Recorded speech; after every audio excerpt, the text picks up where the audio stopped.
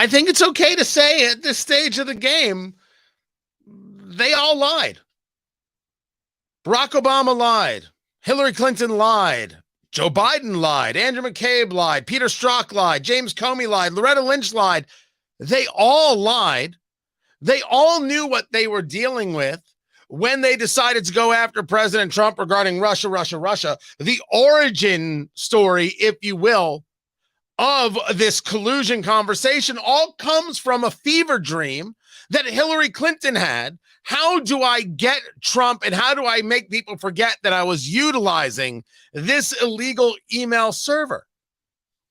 It's not because I say so, it's because the facts say so. And for many of us who've been paying attention and have been paying attention for years, we've known this. What the Durham Report shows us, John Durham delivering the report, is that we were, of course, right. The FBI simply cannot be trusted, along with the DOJ, along with these people. And yet we are going to get told that it was nothing but a big nothing burger. Guys, it's good to be with you. Welcome to the show, presented by Americans for Prosperity, americansforprosperity.org, economic liberty and free speech. Let me bring in William Jacobson, Cornell law professor and the mind behind legalinsurrection.com. This is from your site today. Special counsel John Durham's final report showed everyone what we already knew. There was no collusion between Trump and Russia in 2016 or ever. You read this report throughout the night, burning the midnight oil, William. What did it tell you? Well, there are a couple of very big takeaways, and one of the biggest takeaways is what a destructive, vicious, damaging person Hillary Clinton is to our political process. This Russia collusion thing didn't only damage Trump. He won the 2016 election anyway, despite this. Think how big a victory he might have had without it. But it really froze and paralyzed the country politically for over 4 years. The damage Hillary Clinton's campaign did was so tremendous to this nation. And I think that to some extent, while it's being highlighted by a lot of the news coverage, they're not really doing it personal to Hillary, and it needs to be. She really is possibly the most destructive politician we've certainly had in this century, in recent memory.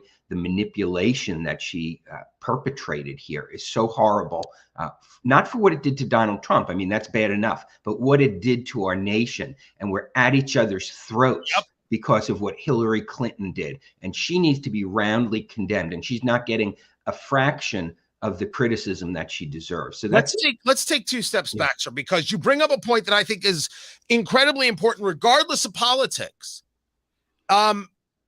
Look at what these last 4 years have done to the nation, have done to us. This was perpetrated upon us.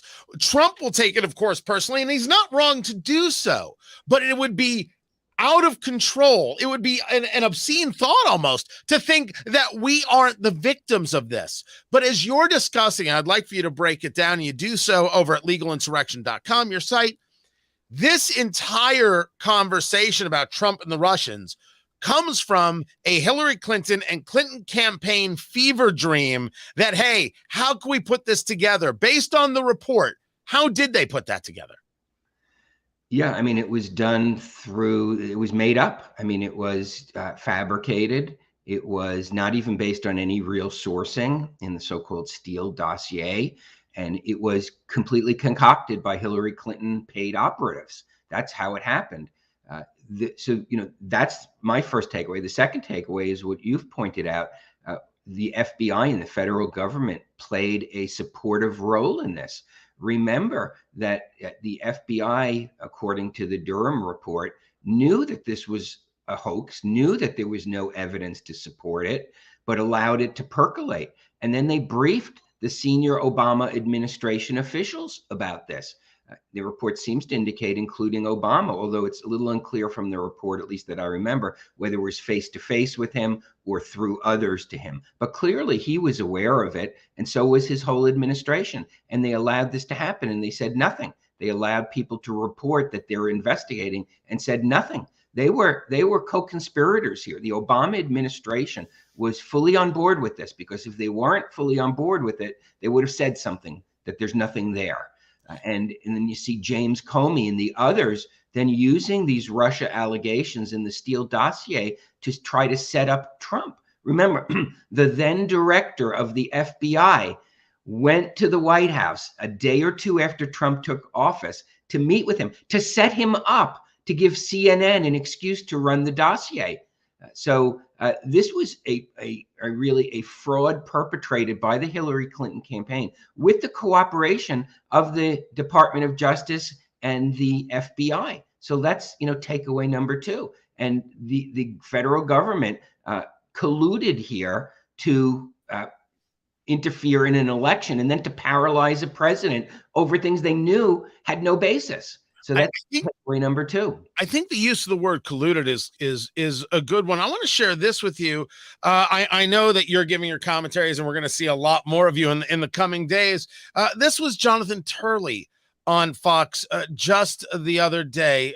Listen to this. No, it's really otherworldly. The New York Times got a Pulitzer for a story that was debunked, a story that was put into the media by the Clinton campaign based on a dossier funded by the Clinton campaign. The New York Post revealed what turned out to be a true story, the Hunter Biden laptop, and they, of course, will not get the Pulitzer. And the question is, at what point do we have a de facto state media? It has all of the elements, all the practices that you see with the state media. The only difference is that this is by consent rather than coercion. And I thought that was a rather solid take. But what I didn't know is if there is, on the legal side, something that can be done regarding how media worked this story. And is there something that could be done regarding how the federal government, how the FBI, the DOJ, the Obama White House, others worked this story? Is this just another one of those things of, yeah, that happened, it's horrible, oh well, what can you do? Well, I'm not sure there's anything that legally can be done. And I think that Jonathan Turley points out what to me is takeaway number three is the media so hated Trump that they interfered in our election. They manipulated our political process, and they did it as a group with only a handful of exceptions. And those handful of exceptions were demonized and ostracized and deplatformed. So you have Hillary Clinton, you have the federal government, and you have the mainstream corporate media completely manipulating our process. And I think you put those three things together, and that's the most depressing side, which is that what Russia collusion hoax has exposed is a deep corruption in our political process, one that really, I think, shattered a lot of people's faith in the political process. And that really, I think, is why you have the toxic politics that we have now. Now, of course, the corporate media tries to portray it as it's always, conservatives react to, or right, conservatives jump on, or no, seize that whole thing. Yes, seize was the word I was looking for. Thank you. The conservatives seize. But no, I mean, there are not enough bad words that can be said about our mainstream corporate media. They are corrupt to the core. They are manipulative to the core. They are dishonest to the core. Occasionally, as Rush used to say, they do random acts of real journalism. So even the New York Times is capable of excellent journalism, but they're also capable and very experienced and expert at manipulating the political process. When the Durham Report came out, the first thing I read, only because I Googled it, and of course, New York Times comes to the top, is I clicked on the New York Times story, and they're still manipulating the process. After reading that story, it's, oh, no big deal, no biggie, some things happened, didn't really affect anything, let's move on. That was the New York Times story. Now, credit to ABC News and some others. They actually wrote up what happened here and did a good job at it. But the New York Times is still manipulating the political process. And that's really a frightening thing about what our country has become. I don't know if we've become that or it's now been exposed, but the way the political process is manipulated by the left wing, which includes the New York Times, in the country is really astounding. And all we want to hear about is Russian interference in the election because they bought $100,000 worth of ads in Facebook in 2016. Remember how much we heard about that? And then all of a sudden, we find out that there was a collusion across the democratic political spectrum, which dwarfed anything Russia did 1,000 or 1,000,000 times over. And that's just being swept under the rug. So I think the damage that's been done is long lasting. It tears at the fabric of our society. And it was caused by Hillary Clinton, the federal government, and the mainstream corporate media, all acting in unison. You know, you brought up something interesting, talking to William Jacobson, Cornell law professor, the mind behind the legalinsurrection.com. You don't know if this just exposes them or proves them guilty. I believe the answer is yes. But I think that the question that comes from within that is this now who we are? Is this the way it is? Well, why would I think, Professor Jacobson, that this isn't the way they are? How does one, I mean, I'm asking you a political question. I don't often do that, but I figure you're here. I might as well. How do you expect anybody to actually trust an election again when this is the lengths to which they will go? And before you answer that question, let me preface it with something that Asa Hutchinson said, the former governor of Arkansas, Republican, running for president, clearly running on the never Trump concept. Listen to this. The problem, what we'll see, is that Donald Trump will use this as a means to undermine all of law enforcement, use it as a means to undermine our institutions that are so important in our justice system.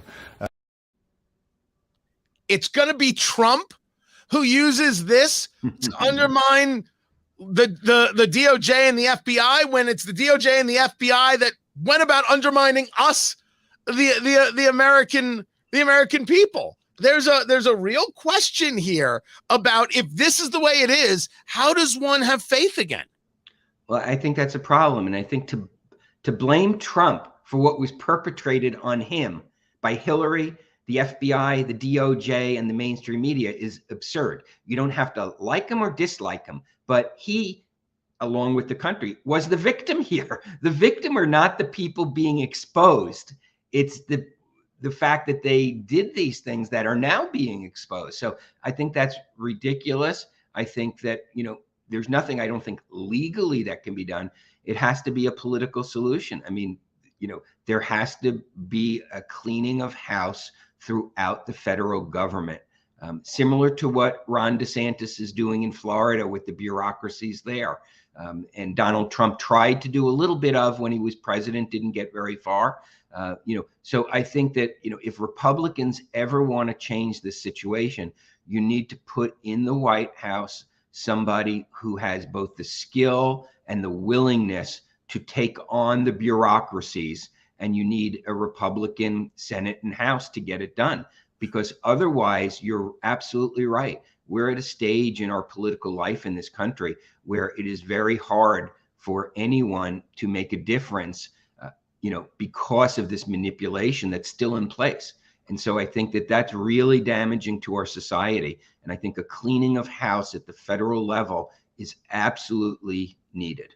Before I let you go, the concept of criminality, as you've read the Durham Report here, is there anybody who should be sued? Is there anybody who, if you had a different administration, should be prosecuted? Is there anything civilly that can happen? Does Trump have room for a defamation case anywhere? Dominion voting can do it, but Trump can't do it. Is there anything that read that made you say, oh, if I was their lawyer, here's where I'd be exploiting it? Well, I think there were clearly defamatory statements made over the years about Trump. He chose not to sue on them. Probably would have had a very difficult time winning because he's such a political figure. So the alpha server was nonsense. But you have, a very high level to prove for a public figure that the people knew it was false when they said it, or at least recklessly disregarded the truth.